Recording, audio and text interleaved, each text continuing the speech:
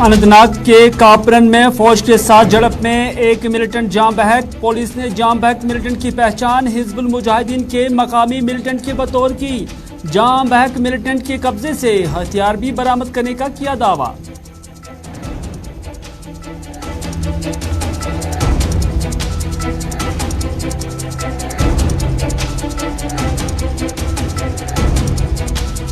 कश्मीर में target killings के मामले पर जम्मू में आज कश्मीरी पंडितों ने किया एहतजाज। पीएम पैकेज मुलाजमीन की रिलोकेशन का किया मुतालिबा। कहा सरकार बेहतर और पुरअमन हालात होने का झूठ फैला रही है। जंतर मंतर पर भी कश्मीरी पंडितों ने दिया खामोश धरना।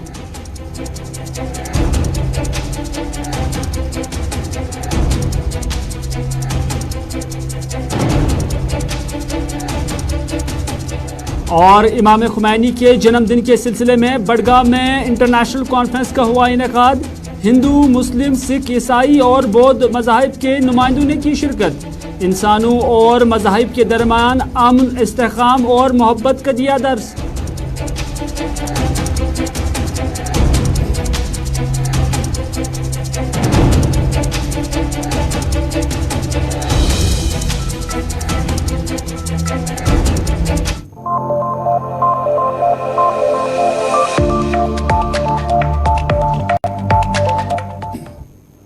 बिस्मिल्लाहिर्रहमानिर्रहीम। अस्सलाम वालेकुम। आप सभी का खैर मकदम है। आप देख रहे हैं प्रोग्राम स्पेशल रिपोर्ट अपने मेज़बान मीर हिलाल हांजुरी के साथ। नाज़रीन, सियासत बहुत सारी चीज़ें बिगाड़ देती है और इस सियासत के साथ साथ जो बिगाड़ है इस पर हम बात करेंगे। लेकिन सबसे पहले बात करेंगे अनंतनाग की, क्योंकि अनंतनाग के अंदर आज एनकाउंटर हुआ है। दरअसल कापरन का इलाका जो कि अनंतनाग के अंदर पड़ता है, यहाँ कल रात ही फोर्सेस को इत्तला थी कि यहाँ पर कुछ मिलिटेंटों की मौजूदगी है और मिलिटेंटों की मौजूदगी मिलने के बाद कापरन का ऋषिपुरा इलाका उससे मुहासरे में लिया गया।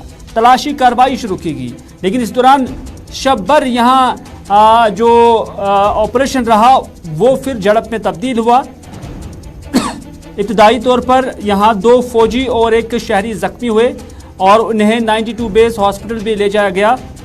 इस दौरान अलग सुबह यह खबर मिली है कि यहाँ हिजबुल मुजाहिदीन के कमांडर निसार अहमद खांडे फौज के साथ झड़प में जाम बहक हो गए। निसार अहमद खांडे साकिन दूधगन कापरन अनंतनाग के रहने वाले हैं।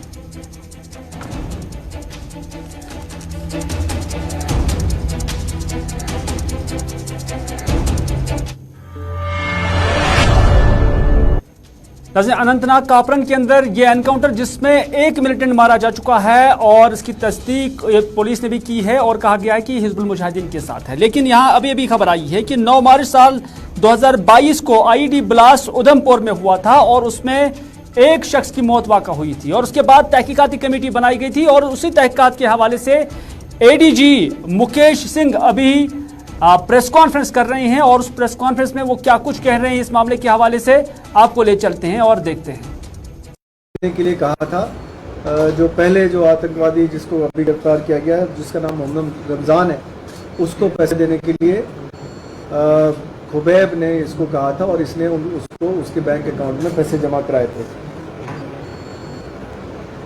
ये भी लश्कर से इस तरह से जुड़ा है कि इसका जो ब्रदर इन लॉ है ये लश्कर का आतंकी रहा है पहले और अब जाके वो पाकिस्तान में सेटल है और लश्कर की गतिविधियों में वो भी शामिल है। इसके ब्रदर इन लॉ का नाम है बिलाल अहमद और ये तकरीबन 2002 में यहाँ से एक्सपेट्रिएट करके पाकिस्तान गया था और वहाँ से तब से लश्कर से जुड़ा रहा है। इसी कड़ी में खुबैब की जो मॉड्यूल है जो यहाँ पे काम कर रही है उसमें एक और शख्स जिसका नाम है निसार अहमद खान, ये भद्रवाह का रहने वाला है, इसको भी गिरफ्तार किया गया है और इसने अपनी पूछताछ में ये भी बताया कि वो खुबैब के साथ मोबाइल के ज़रिए सोशल मीडिया ऐप के ज़रिए टच में था और इसने दिसंबर और जनवरी में कुछ आईडीज़ बेली चराना के इलाके से ले जाके डोडा में किसी को हैंडओवर किए। तो ये 3 गिरफ्तारियां हुई हैं इस केस के सिलसिले में। तफ्तीश अभी रवा है और इस केस में मज़ीद 2 आईईडीज जो है, जो छोटे वाले मैग्नेटिक बॉम्ब्स हैं, जो जिसको स्टिकी बॉम्ब भी आप कहते हैं, इसको भी रिकवर किया गया है इनकी डिस्क्लोजर पे। बाकी बैंक अकाउंट्स वगैरह की डिटेल की एनालिसिस की जा रही है और इस तफ्तीश के दौरान जो भी हमें तथ्य सामने आए हैं, हम और भी मजीद जो केसेस हैं, जो मिसाल के तौर पर रजौरी के केस है, उसकी भी कुछ लीड्स हमें मिल रही हैं जिस पे हम काम अभी कर रहे हैं। का जो ब्लास्ट हुआ था गाड़ी में, उसके साथ कोई लिंक था? फिलहाल अभी तक उस केस से कोई लिंक नहीं मिला है, लेकिन तफ्तीश अभी शुरुआती स्टेज पे है। बहुत सारे लोगों से इसमें पूछताछ करनी जानी है। अभी 10 से 15 लोगों को और पूछताछ के दायरे में शामिल किया गया है। मजीद खुलासे जब होंगे तो आपको बताया जाएगा। सर, लेकिन ये जितने ब्लास्ट में रजौरी कुछ का है, क्या कुछ लीड्स आपको मिली? मैंने जैसे कि आपको बताया कि उधमपुर का केस तो इस मॉड्यूल ने किया ही है। कुछ लीड्स ऐसे मिल रहे हैं जिससे ऐसा लग रहा है कि रजौरी वाले केसेस में भी इनका इसी मॉड्यूल का हाथ होगा। तफ्तीश चल रही है।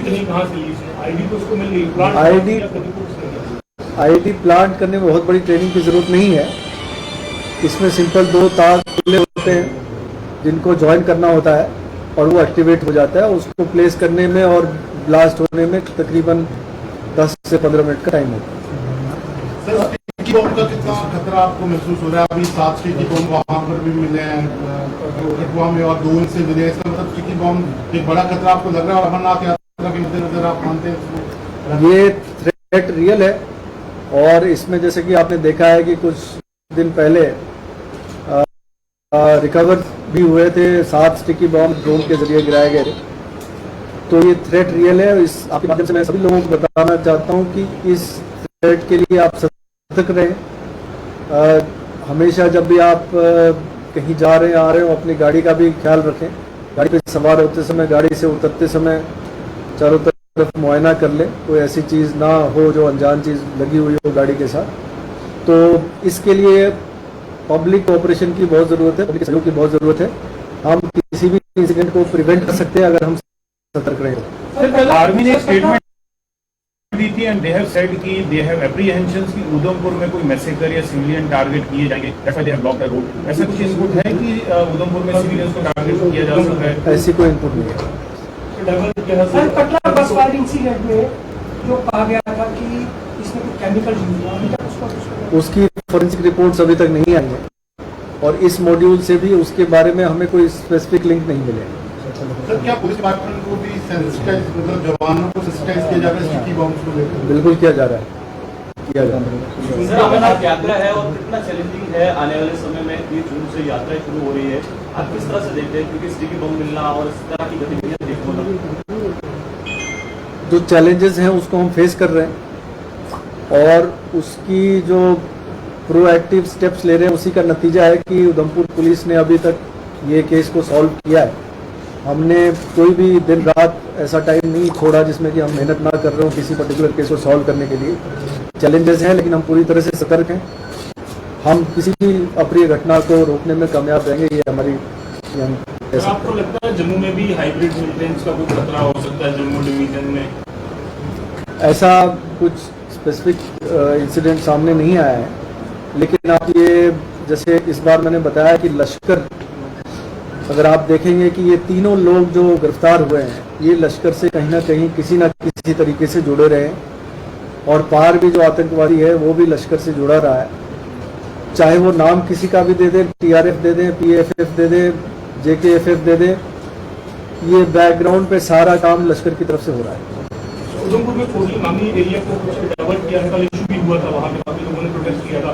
कैसा थ्रेट रिसेप्शन है आर्मी की तरफ से, जिन लोगों को डाइवर्ट किया है, रोड बंद किया? आर्मी अपनी एक्सरसाइजेस करती रहती है, कुछ इंडिपेंडेंटली भी करती है, तो उसके बारे में मुझे जानकारी नहीं है। आपसे कंसर्न आपसे शेयर की होगी, तो ऐसी ऐसा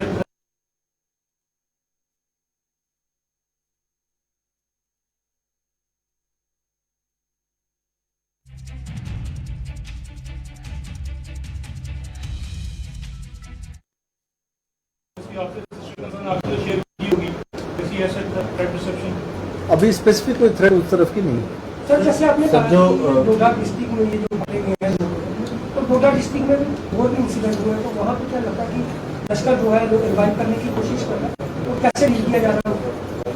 ये पहले भी करीब पिछले 1-2 साल में कई सारे मॉड्यूल्स बस्ट हुए हैं। एक टेरर फाइनेंसिंग का मॉड्यूल आपको याद होगा 1.5 साल पहले बस्ट हुआ था।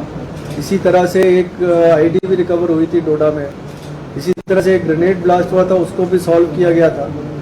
तो इन सब में कोशिश तो इन आतंकी संगठनों की है कि इस तरह के एरियाज जो हैं, जो अभी जहाँ आतंकवाद खत्म होने पे आया है, वहाँ रिवाइव करने की कोशिश की। लेकिन अभी तक हमने काफ़ी इस पे प्रोएक्टिव स्टेप्स लिए, जिसमें हमने काफ़ी आतंकियों को गिरफ्तार भी किया। सर, अटैक में एक टेलीग्राम का सोशल मीडिया का लिंक आया था, क्या इन तीनों आतंकियों का भी कुछ लिंक तो नहीं था? सोशल मीडिया का यूज कर रहे थे टेलीग्राम? जी जरूर, ये सभी आतंकी सोशल मीडिया के जरिए ही खुबैब के साथ जुड़े हुए थे। तो सुंजवा के साथ इसकी लिंक कोई ऐसी एस्टैब्लिश नहीं हुई है, लेकिन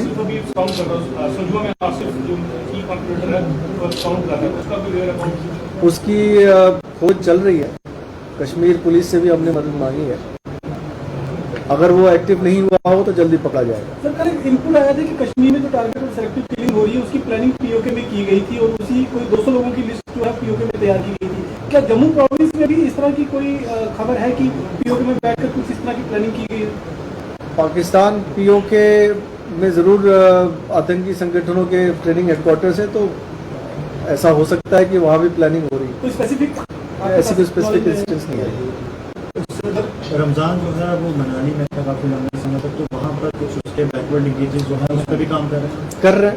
हम कोई भी लिंकेजेस नहीं छोड़ेंगे, चाहे बैकवर्ड फॉरवर्ड किसी भी तरह की लिंकेजेस हो। हम हर छोटी चीज़ पे काम करेंगे ताकि आतंकवाद से जुड़े किसी भी लिंक को अनटच न रखा जाए। सर, काम सुन रहे हैं कि इस बार अमरनाथ यात्रा में RFIDs आप यूज करने वाले, क्या इस तरह का प्लान आप लोगों का है और कैसे? ये अमरनाथ श्राइन बोर्ड की डिसीजन है, ये वाकई ये स्टेप लिया जा रहा है और इसकी जानकारी बहुत ज़्यादा वो अमरनाथ श्राइन बोर्ड ही दे सकती है।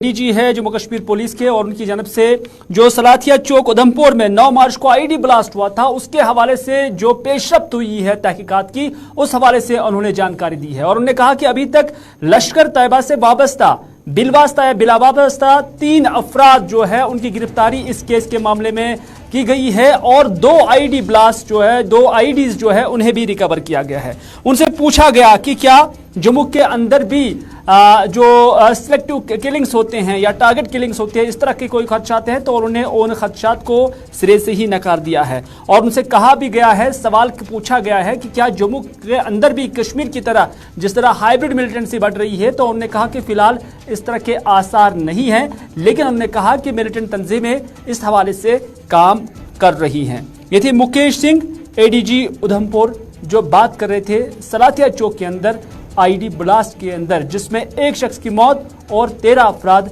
जख्मी हुए थे। बढ़ते हैं अगली खबर की ओर, और अगली खबर में एक बार फिर से हम बात करते हैं कश्मीरी पंडितों की, क्योंकि एक तरफ सरकार उन्हें बाज़ाब्ता एश्योर कर रही है कि उनका तहफ़्फ़ुज़ यकीनी बनाया जाएगा और उन्हें कहा गया है कि आप गवर्नमेंट का साथ दें, लेकिन दूसरी जानिब कश्मीरी पंडितों का एहतजाज लगातार जारी है। आज जम्मू के अंदर भी कश्मीरी पंडितों ने और ओबीसीज ने मुत्तहिदा तौर पर एहतजाज किया और इस मौके पर उन्होंने तवी ब्रिज जो है, तवी पुल जो है, उससे भी कई घंटों तक यहाँ पर ट्रैफिक की जो आमद रफ्त थी वो मुअत्तल होकर रह गई है।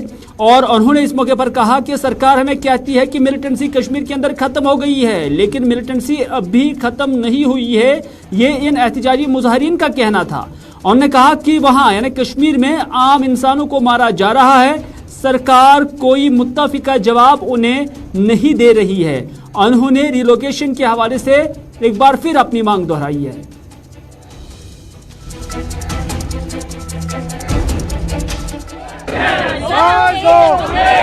आवाज दो, हम क्या चाहते हैं, हम क्या चाहते हैं? सर, हम ये चाहते हैं जो टारगेट किलिंग हो रही है श्रीनगर में वो बंद की जाए। प्रशासन के ऊपर सवाल उठ रहे हैं, प्रशासन बोल रहे हैं इमरजेंसी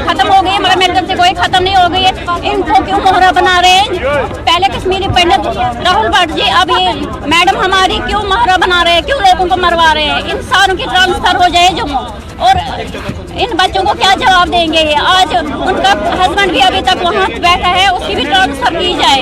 अब बच्चे यतीम हो जाएंगे तो ये खुश हो रहे हैं, ये कोई बयान नहीं दे रहे, कोई जवाब नहीं दे रहे। पहले इन्होंने बोला हम सोचेंगे, कितनी देर लगाएंगे सोचने में, साल एक सोचने में लगाएंगे।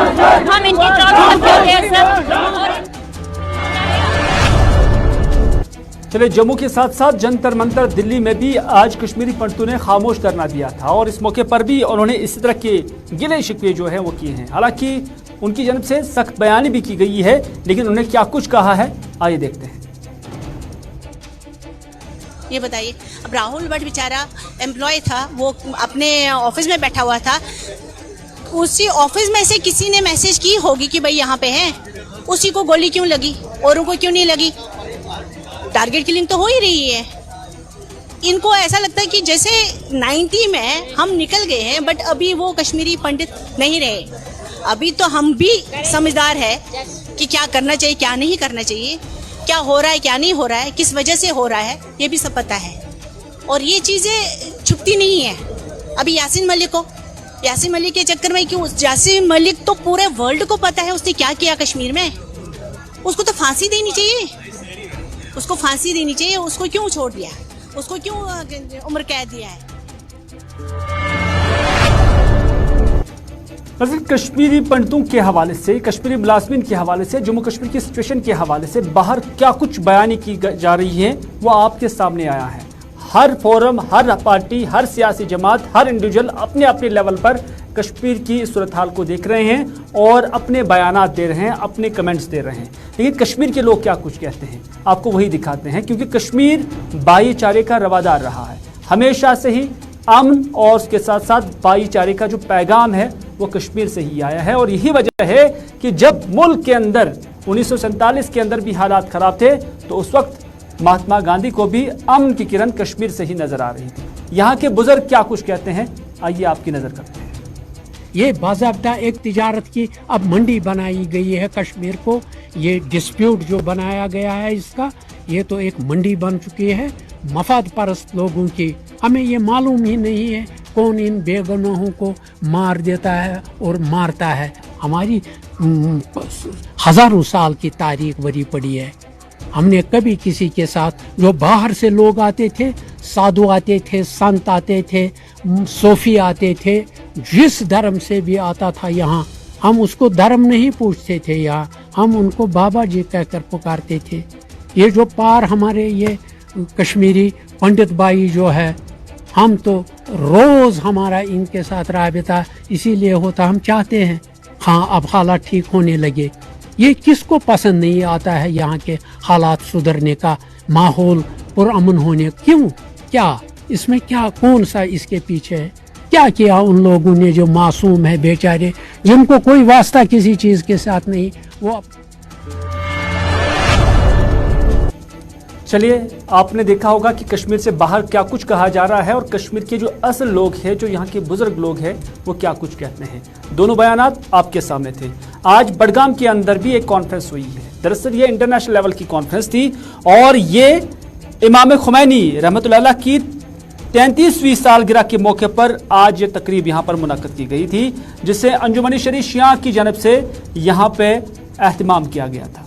और इस तकरीब में भी जो इमाम खुमैनी की 33वीं सालगिरह के हवाले से बनाई गई, इसमें हिंदू, मुस्लिम, सिख, ईसाई, बौद्ध मज़ाहिब के जो लोग हैं, उन्होंने एक साथ एक ही छत के नीचे बैठकर यहाँ पर कहा कि इंसानियत के दरमियान इतिहाद की ज़रूरत है और मज़ाहिब के दरमियान मोहब्बत और उख़्वत और इतिहाद की ज़रूरत है। तो इस तरह से उन्होंने कहा कि सियासत से बालातर होकर यहाँ पर इन चीज़ों को देखने की ज़रूरत है। यहाँ पर हर किसी ने, चाहे हिंदू हो, मुस्लिम हो, सिख हो, ईसाई हो, बौद्ध हो, उन्होंने अपने अपने बयानात यहाँ पर दिए और अपने अपनी राय भी कश्मीर के अंदर अमन और सूरत हाल को लेकर रखी है।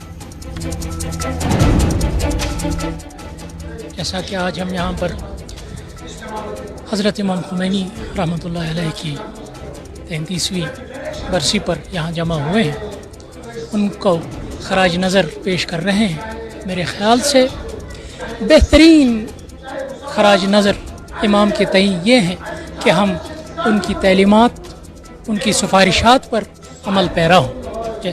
जो तालीमात उनने इत्तेहादुल बैनुल मुस्लिमीन के हवाले से दी हैं, उन तालीमात पर अमल पैरा हों, या वो सिफारिशात जो उन्होंने गुरबाणी में हमें जो उपदेश बख्शिश किया गया है, अव्वल अल्लाह है, नूर उपाया, कुदरत के सब बंदे, एक नूर ते सब जग उपजया, कौन भले को मंदे। जब हमारा पिता एक है, हमारा माता पिता एक अल्लाह है, एक अल्लाह से हम पैदा हुए हैं, तो हम किसी से लड़ना और झगड़ना नहीं चाहिए। हमें जहाँ रहना है कुछ देर के लिए आए हैं, जैसे हमारा जीवन एक श्वास पे निर्भर करता है। जब श्वास ही खत्म हो गया, हमने ये दुनिया ये मुकाम छोड़ जाना है। अगर जब हम यहीं रहना ही नहीं है तो एक दूसरे से ईर्खा नफरत क्यों करें। इसलिए गुरबाणी में समझते हैं कि हम सबको मिल बांट कर एक परिवार की तरह, एक बाग वही खूबसूरत होता है जिस बाग में हर एक फूल खिले, हिंदू भी हो, मुस्लिम भी हो, सिख भी हो, ईसाई भी हो, बौद्ध भी हो, तभी वो बाग बहुत खूबसूरत भी लगता है और वो बाग भी फूलता है, फलता है। उस बाग की ऊपर वाले की भी रहमत रहती है, जो ऊपर वाला इस कायनात को, पूरी कायनात को सब तरीके से चलाता है। हम चाहते हैं कि ये बाग भी जो कश्मीर का बाग है, पीरों फकीरों चलिए, हिंदू, मुस्लिम, सिख, ईसाई, बौद्ध, जो आम इंसान है वो तो एक साथ है, लेकिन एक चीज़ है जो इस सब को बिगाड़ देती है और उसे सियासत कहते हैं। इसी के साथ दीजिए अपने मेज़बान मीर हिलाल हाजिरी को आज का प्रोग्राम स्पेशल यहीं पर इख्तिताम करने की इजाज़त, इस वादे के साथ कि अगर ज़िंदगी रही तो फिर आपसे होगी मुलाकात। तब तक के लिए खुदा हाफिज़, फी अमानिल्लाह।